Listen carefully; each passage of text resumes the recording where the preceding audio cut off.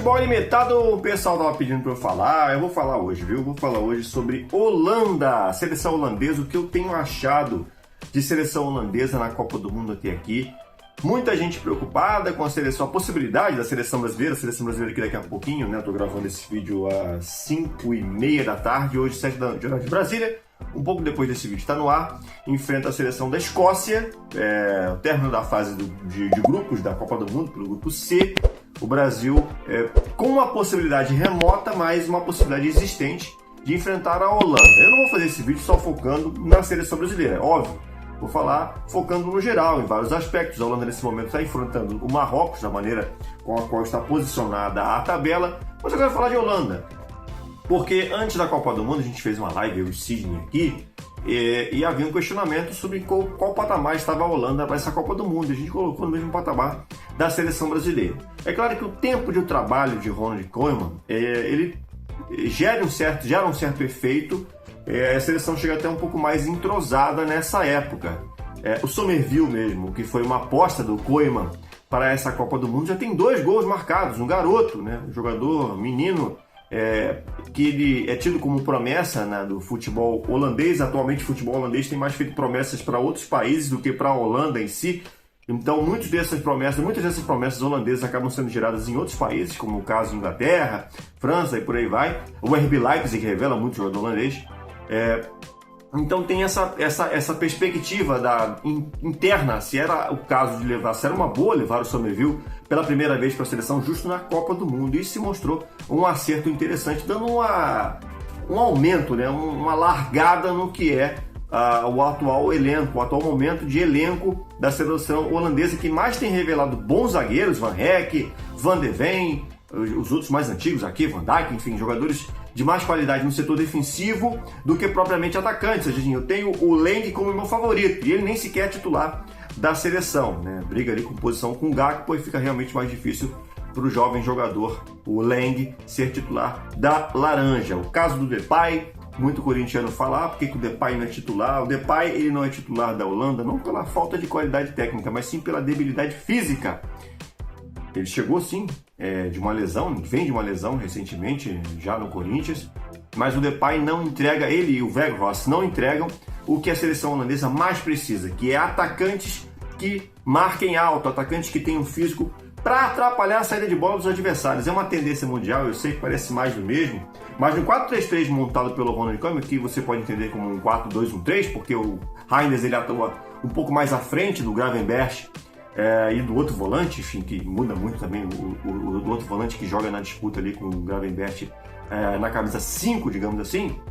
O Reinders, ele, apesar de ser um volante, ele atua um terço à frente, então ele acaba compondo uma linha de meias que aí pode vir com o Gakpo, que é o mais provável, né, que esteja ali atuando pelo lado esquerdo, mas também pode vir um Summerville, pode vir um Leng, pode vir qualquer outra peça pelo lado direito que entregue esse gás físico para ter, atuando pelo lado, a possibilidade de pressionar ou o zagueiro ou o lateral que faz a transição, geralmente um zagueiro pela esquerda, que faz a transição de bola do adversário. Esse é o principal mecanismo de ataque da Holanda. A Holanda é severa em fazer isso. Não me parece casar muito com as melhores escolas da Holanda, por exemplo, de Arjen Robben, que tem um bonequinho bem pequenininho aqui. Não sei se vocês estão enxergando, eu vou dar um zoom. Que tenha 2 pontas mais agudos de velocidade, que é uma característica mais recente da Holanda. Não parece nada com aquela Holanda do Cruyff, de antigamente, que era uma Holanda de posse, de todo mundo no campo de ataque. Essa Holanda de Ronald Koeman conversa mais com uma Holanda mais moderna.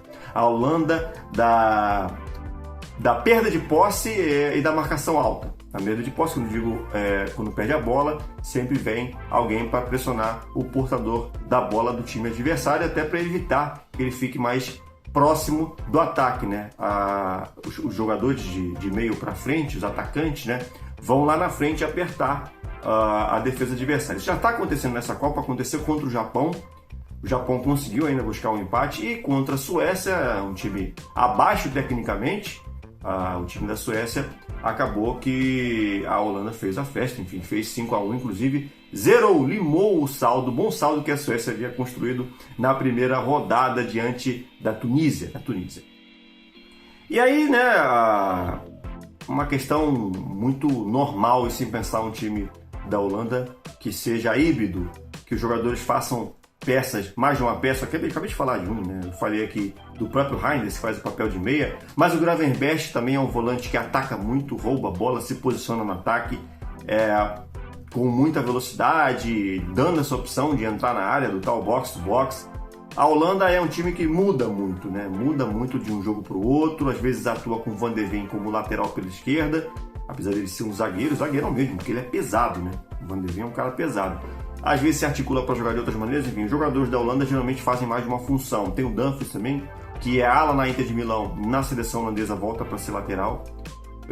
Enfim, é um time híbrido, é um time forte, e sim, diferente do que eu pensava antes da Copa do Mundo, acho que a Holanda está hoje uns poucos passos à frente da seleção brasileira, pelo tempo de trabalho, né? Acho que, se não me engano, o Koeman pegou a seleção desde que o Van Gaal saiu na última Copa, então são 4 anos aí de ciclo do ex-técnico do Barcelona. Talvez isso a Holanda consiga entregar melhor, mas em questão técnica de jogador por jogador, eu acho a seleção brasileira melhor. Acho que Alemanha e Brasil, tecnicamente falando, jogador por jogador, peça por peça, estão à frente da seleção da Holanda. Mas enfim, a laranja é um duelo que eu com certeza gostaria que a seleção brasileira evitasse, né? Mas numa fase tão cedo, né? Numa fase de 16avos, com certeza eu preferiria enfrentar um Japão. Isso não vai se definir hoje, porque o grupo de Holanda e Japão ainda vai se definir, se não me engano, na sexta-feira. Posso estar enganado, ou amanhã ou na sexta, talvez seja amanhã. Enfim, vou colocar aí na tela. E isso ainda vai se definir após o jogo do Brasil. Agora, claro, óbvio, eu evitaria, com todas as minhas forças, não só pela questão de logística, porque isso é outro papo, enfrentar a Holanda já na fase de 16avos. É melhor deixar a Holanda lá para frente. Para os próximos desafios, o Brasil precisa, nesse momento, de recuperar a confiança para assim conseguir pegar esses grandes clássicos, né? Holanda, França, Alemanha, enfim, seja lá quem for, quem vier pela frente da seleção brasileira. O certo é que a Holanda me surpreendeu por montar um time, ter uma formação muito híbrida, com jogadores de diferentes posições. É sim um time chato, ou é talvez um dos melhores times dessa Copa do Mundo. Não se engane. Tá bom, pessoal? A gente se vê na próxima, tá? Vem lives por aí, Seleção Brasileira joga, claro, a gente conversa muito mais sobre ela aqui no Futebol Ilimitado com o Fábio Castro. Valeu, pessoal!